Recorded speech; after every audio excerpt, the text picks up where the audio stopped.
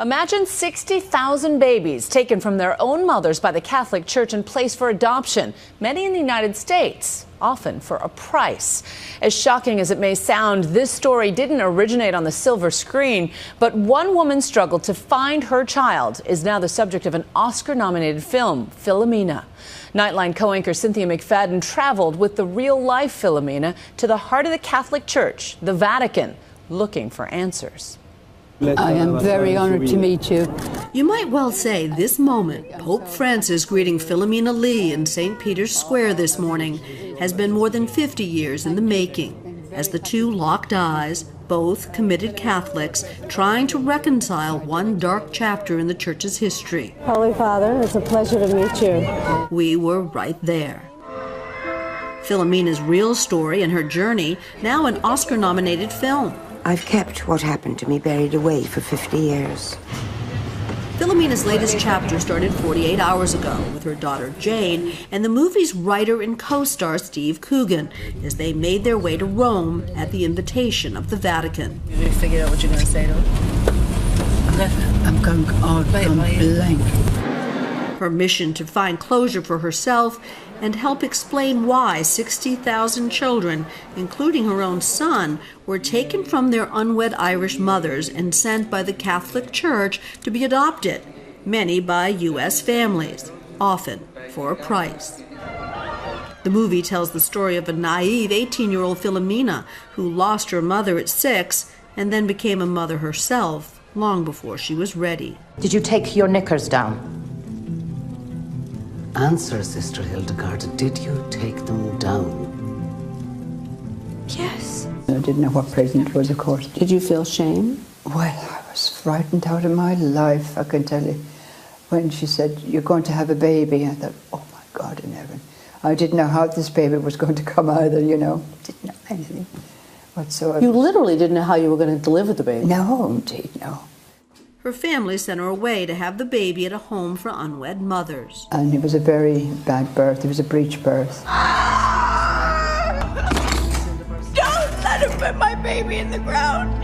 It's cold in there and it's dark in there. The nuns thought I was going to die. No medicine? No medicine whatsoever. You never got any medicines. You just got on with it. You suffer for your sins, didn't you? But is that what you were told?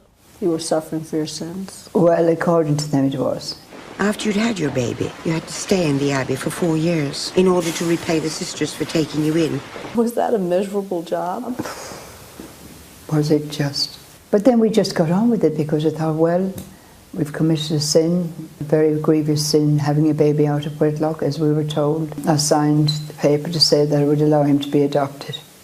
I mean, I had nothing else. Where else could I go? We used to ask, can you find us a job outside where we can take the babies? No, you can't. You've got to stay here till the baby's adopted. And that is what happened.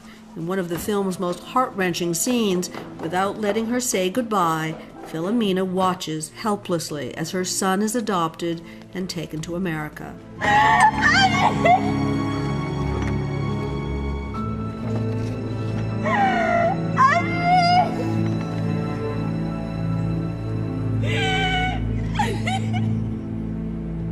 Oh my God, I tell you, I was in pieces, you know, I just could, and little face looking out the back of the car. Steve Coogan read an article about Philomena, and the self-described lapsed Catholic decided to try to turn her story into a film. The story I found moving, deeply moving and tragic, and it made me angry and it made me cry. So, Philomena, how are you? As for the casting of Dame Judi Dench... Was it your idea to bring her in? It's one of those things where whoever you ask in the production, they'll claim it was their idea. Because it was such a good one. I think I would like to go. And there are about 3 scenes in the film where there's very little dialogue. It's just on Judy's face. And it's all about her thoughts, her private pain. And it's very powerful, but you can only pull that off if you've got an actor who has great charisma. You write the story. Coogan ended up starring in the film as well, playing a journalist who helps Philomena find her son. Her faith throughout is a very moving aspect of the film. The character you play, the journalist, is very cynical and skeptical and sometimes even funny about all of it. I think she thinks what happened to her was wrong. But she's she's not filled with hatred. She has I call it a serenity and a grace.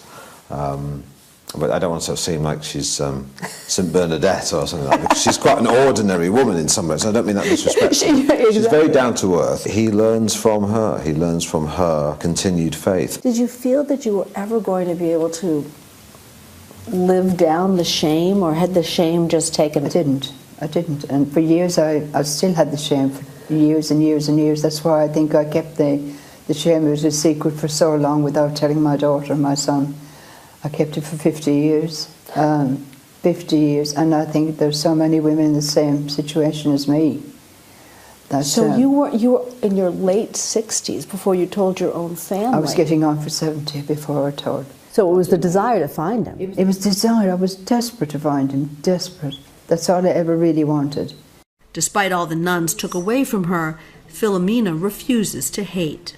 You can't go through life being so unyielding. You've got to forgive. You've got to, just have to forgive. Perhaps her forgiveness made another extraordinary event possible today. The film was screened at the Vatican as part of a push called the Philomena Project to open adoption records in Ireland. I'm getting the royal treatment, Martin. I feel like the Pope. They laughed at the jokes, but they also got the message. I did not abandon my child. Although the Pope himself did not attend, he did send one of his closest personal advisors, Monsignor Guillermo Kircher of Buenos Aires, standing next to Francis when he was elected Pope. Is your presence here today a signal from the Church, from the Pope? Of course. The Pope, he knows that I'm here. Do you see the Pope intervening in some way to make the records available? You do think so? I think. To open the records and shed light would be a sea change for tens of thousands of mothers and children trying to find one another, like Philomena and her son, who the nuns refused to help. Openness would also be yet another indication this Pope wants healing. So we're here at the Vatican. What was it like to screen the film? I thought it was very emotional, and it was a very big gesture of the Church to do this.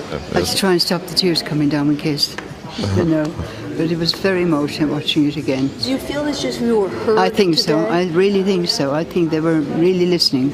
She's been looking for him. She's spent her whole life trying to find him. Sometimes a film can open hearts and minds in a way nothing else can. Sometimes one 81-year-old woman's story can change the world. For Nightline, I'm Cynthia McFadden in Vatican City.